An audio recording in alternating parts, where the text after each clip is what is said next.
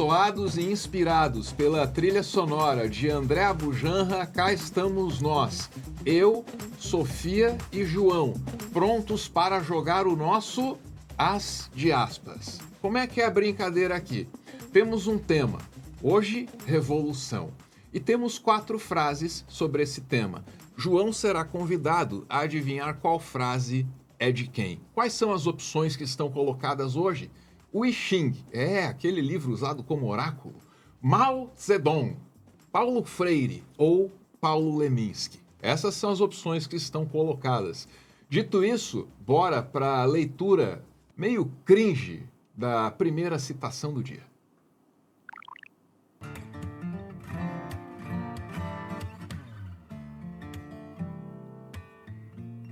Revoluções na vida política são extremamente graves. Deve-se recorrer a elas apenas em casos extremos, quando não há mais nenhuma outra saída. É preciso estar isento de qualquer proposta egoísta, procurando verdadeiramente aliviar o sofrimento das massas. Só assim ele estará livre de motivos para arrependimentos.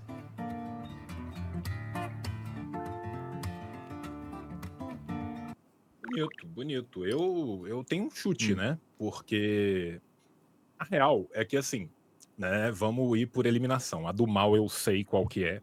A do Xing vai ser muito filosófica, né? E entre os dois Paulos, um vai falar de pinto, bunda e cu e o outro não.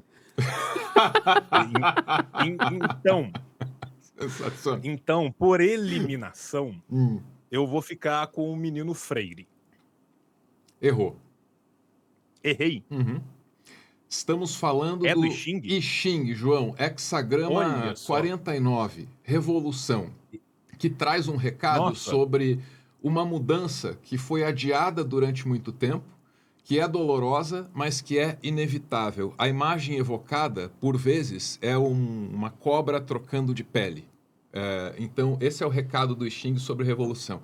É doloroso, mas quando não tem como evitar, vai ser o caminho. E aí ele dá conselhos sobre como essa mudança dolorosa e repentina deve acontecer. Tá lá. Eu fico devendo, então, né? A minha parte de filosofia chinesa falhou, né? Eu achei muito gentil a preocupação com o povo, por isso que eu fui, né? No Paulo Freire, que costuma ter sempre ela. É engraçado a gente pensar, né? Isso a gente pensando um pouco na história da China, né, que a China é um dos poucos locais aonde literalmente qualquer pessoa poderia vir a se tornar o imperador, e isso acontece em diferentes momentos da história chinesa clássica, com pessoas que não necessariamente eram de origem nobre, né?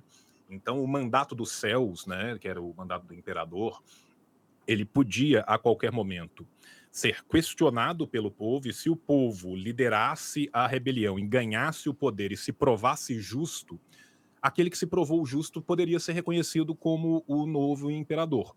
Então eu acho que, neste sentido, é que ele trabalha essa ideia de mudança como algo que não é necessariamente algo a se buscar, mas que na sua inevitabilidade tem que ser buscado buscando-se o bem popular, né? Isso vem de uma longa tradição da história chinesa, que pelo menos até a época dos 3 reinos a gente consegue voltar a ela, né? E a antiguidade clássica chinesa não é minha área de especialidade, eu não sei se a gente vai ter exemplo de outros imperadores anteriores à época dos 3 reinos que vão sair de pessoas do povo, né? Então, eu, pelo menos, assim, eu realmente não sabia que era do Xing, eu jurava que ia ser o Paulo Freire, porque quando falou de proteger o povo, toma cuidado, mas protege o povo, ficou freiriano demais na minha cabeça, né? Você veja, o Freire estava aplicando o Xing no Brasil, a gente não sabia, né? E para mim faz muito sentido nessa perspectiva do que é a história milenar, né, do Reino do Meio, né, da China.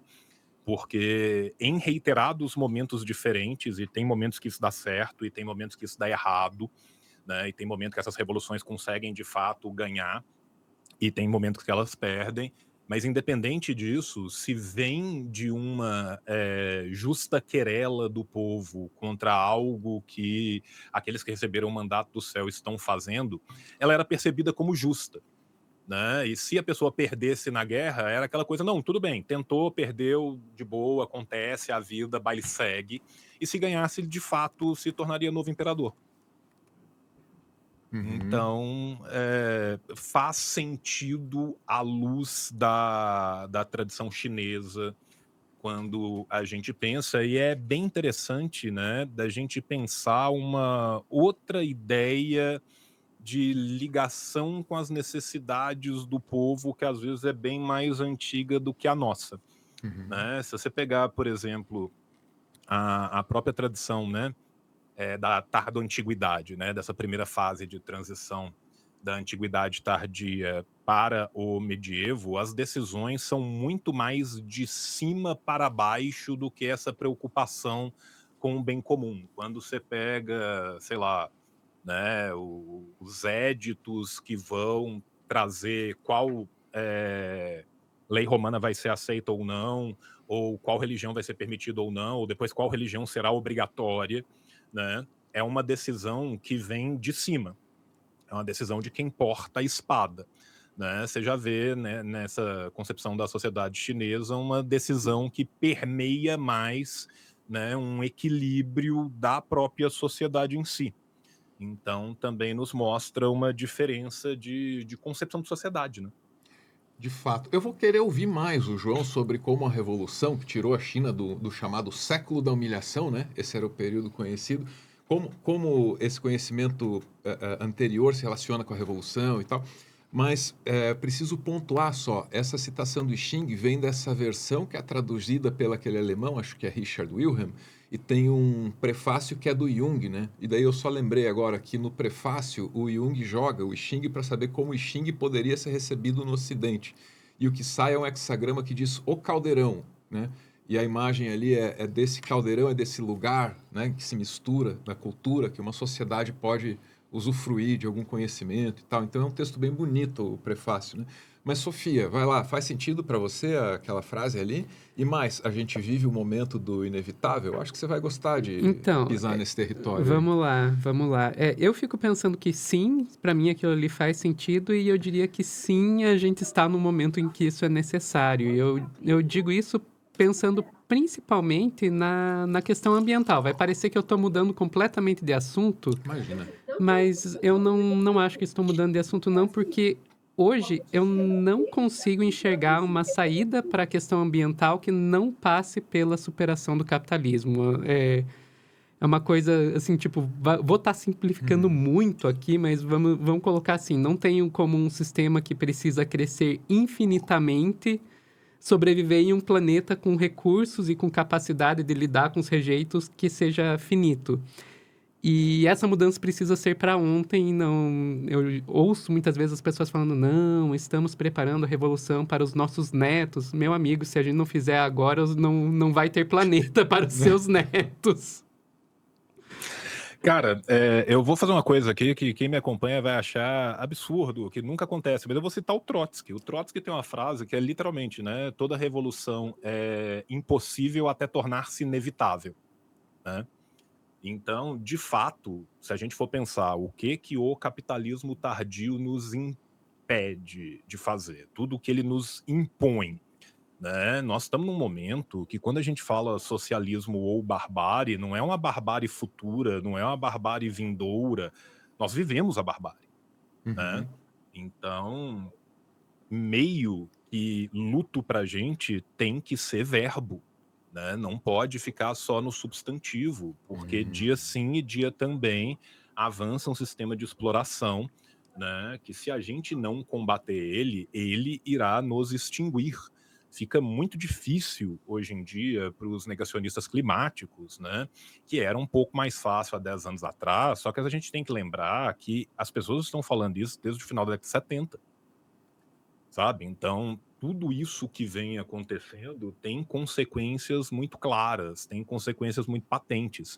Então, essa inevitabilidade também, né, é algo que é sempre trabalhado. E voltando na questão do Álvaro, né, que ele falou da ligação da revolução com essa tradição e tal, as pessoas às vezes acham que o fato da revolução ser, entre aspas, iconoclasta, dela mudar a ordem de pensamento, mudar, né, sair daquele confucionismo e neoconfucionismo tradicional, as pessoas acham às vezes que se jogou no lixo toda uma tradição de um povo que é o mesmo povo há quase 4.000 anos, e isso não é verdade, né? Tanto na questão militar, quanto na questão filosófica, quanto na questão de literatura, todos os grandes líderes da Revolução Chinesa são homens chineses formados à moda chinesa, e boa parte deles formados ainda durante o período da dinastia Qing, ou seja, formado ainda naquele neoconfucionismo tradicional, né? Mao era um grande leitor dos clássicos literários, Zhou Enlai vinha de uma família do mandarinato, né? Então todo o pensamento tradicional chinês ele é muito importante, não só, né, para a boa concepção filosófica da revolução, mas inclusive para as táticas de guerrilha que são feitas. Mao, quando está fazendo a Grande Marcha, ele se baseia muito num dos clássicos chineses, que é o Fora da Lei do Pântano, né, em inglês Outlaws of the Marsh, que tem várias batalhas que vão passar nos mesmos locais pelo qual o seu exército estava marchando, né, e que ele se baseia naquelas batalhas do passado para pensar as suas táticas, de por onde que ele vai passar, como que ele vai passar, se eu conseguir romper aqui, para onde que eu vou. Caraca, isso Né? eu não Então, assim, sabia. Que da hora, cara. é muito legal, cara. É muito legal. João, E, inclusive, na biografia do Chiang Kai-shek, o Chiang Kai-shek admite isso. O Chiang Kai-shek admite que depois que ele perde a batalha, ele para pensar e fala: caralho, ele tava fazendo o que fizeram no Fora da Lei do Pântano. que coisa, cara. Cara, eu queria te perguntar o seguinte: a gente trouxe um texto do Xing, né? Reza a lenda que o Confúcio, antes de morrer, perguntaram lá para ele: pô, se você tivesse aí mais 5 décadas, o que você ia fazer? Ah, eu ia só estudar o I Ching, teria sido a resposta dele, né? E a gente pega uma frase que acaba sendo consoante, né? Com todo esse contexto mais atual, do século 20, 21 agora e tal, né? E aí eu fico aqui para te perguntar o seguinte, assim, o quanto de Confúcio, por exemplo, tem na maneira como esse Partido Comunista Chinês se organiza? Você me disse que essa sabedoria tradicional, essa valorização dessas raízes se faz presente na mistura lá, né? Mas tem alguma coisa, A né, questão cara? é que, assim, não é só Não é... o Confúcio. Não é só o Confúcio. São o todas que as mais? longas tradições que vão formar, né, esse caudal da China. Então, para além do confucionismo, nós temos o moísmo, né, do filósofo Mo, que era muito importante. O Mao, inclusive, quando era jovem, era muito próximo das tradições do moísmo, né, não é maoísmo, é moísmo, né? A gente tem toda a filosofia que vem via Índia para dentro da China, né? Então, o budismo também é uma vertente importante que vai entrar dentro da China, né? Você tem todos os clássicos chineses, os analetos, que são muito importantes. Você tem toda a literatura chinesa nos seus grandes clássicos, que são muito importantes. Você tem todos os poemas sapienciais, toda a literatura de reverência familiar, né, que permeia toda a história da China. Então, assim, na verdade, é um caudal cultural muito maior e muito mais complexo. Tanto que quando a gente pensa, a dialética que foi essa grande novidade do pensamento ocidental, ela não é uma novidade para o pensamento oriental. Quando a dialética marxista, né, chega à China via Japão, né, o marxismo chega à China via Japão, principalmente pelos intelectuais que vão fazer, né, parte daquele ciclo que fizeram as grandes revoluções da década de 10, né, você tem o Sun Yat-sen, por exemplo, na China, você tem a Revolução Mexicana, você tem a Revolução Iraniana. Esses intelectuais chineses, eles iam estudar no Japão, né, porque o Japão já tinha se aproximado mais ao Oriente, estava passando por todo o período Meiji, e tinha escolas onde esses intelectuais buscavam algo para além daquilo que eles tinham dentro da fronteira da China. E chegando lá, eles entraram em contato com esses pensamentos do Ocidente, e o marxismo vem para a China via Japão por causa desses intelectuais. Um dos grandes intelectuais que vai trazer, inclusive, era bibliotecário na Universidade de Pequim, e o Mao vai ser assistente dele, né? são dos pais fundadores do Partido Comunista Chinês. E para eles, quando eles estudam a dialética, quando eles pensam o pensamento dialético, aquilo é algo que já está muito bem inserido dentro do próprio pensamento oriental. Não é uma surpresa para eles, porque quando a gente pensa tanto, né, no hinduísmo, no brahmanismo, no budismo, em todas essas evoluções, mesmo o confucionismo como ele pensa, o moísmo como ele pensa a natureza e as suas concepções, tudo isso já estava ali inserido em outros termos, de outras formas, mas uma linha de pensamento que para eles é muito natural. Tanto que uma das grandes contribuições do Mao, ela não é somente uma contribuição militar ou uma contribuição política, são também as suas contribuições filosóficas, né? Nos 5 teses filosóficas, por exemplo, da contradição, o Mao vai estar elevando a dialética a um novo ponto qualitativo dentro do pensamento marxista, leninista e agora maoísta.